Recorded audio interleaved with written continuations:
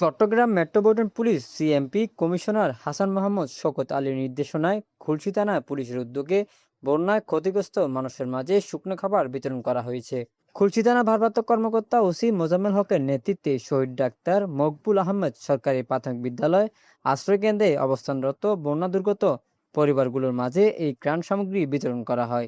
এই সময় পুলিশ সদস্যরা আশ্রয়কেন্দ্রে থাকা মানুষের খোঁজ খবর নেন এবং তাদের পাশে থাকার আশ্বাস দেন। বন্যা দুর্গতদের দুর্ভোগ লাঘবে সিএমপি মানবিক এই উদ্যোগকে উপস্থিত লোকজন স্বাগত জানান।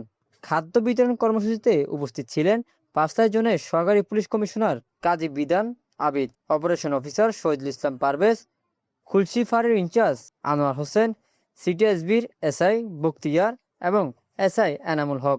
উৎসাহিত হলাম আসলে আমাদের সিএমপির পক্ষ থেকে আমাদের মাননীয় কমিশনার মহোদয়, সরকারি বিভিন্ন সংস্থার পাশাপাশি সিএমপির পক্ষ থেকেও আমাদের স্যার উদ্যোগটা নিয়েছেন, অর্থাৎ যে সমস্ত জায়গাগুলিতে বন্যা দুর্গত এলাকা, অসহায় মানুষ, তাদের এই বন্যার কারণে তাদের ঘরবাড়িতে থাকার অবস্থান নাই, কোথাও কোথাও পাহাড়ে ধস হয়েছে, ঘরে থাকার জায়গা নাই, খাবারের সংস্থান নাই, এই সমস্ত আমাদের আশ্রয় কেন্দ্রগুলিতে তারা এসে আশ্রয় নিয়েছে।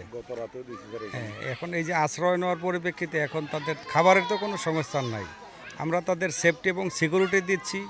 পাশাপাশি অন্যান্য সংস্থার মতো আমরাও তাদের একটা তালিকা করে কোথায় কতজন রয়েছে তাদের তালিকাও করা হয়েছে এবং প্রত্যেকটা পরিবারকেই আমরা তাদের এই খাবারের ব্যবস্থা করেছি আর কি।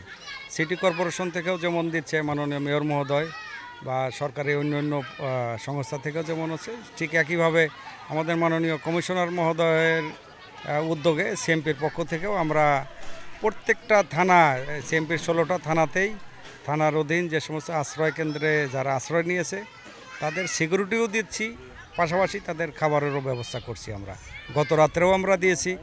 আমাদের প্রত্যেকটা ডিভিশনে আমাদের ডিসি মহোদয়, আমাদের এডিসি জোনের যারা দায়িত্বে আছেন, প্রত্যেকটা থানার ওসিরা প্রত্যেক জায়গায় এইভাবে তাদেরকে দেওয়া হচ্ছে আর কি।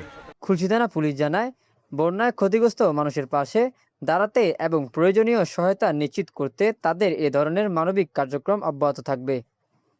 Desk news, PIB 71 TV, Chittagong.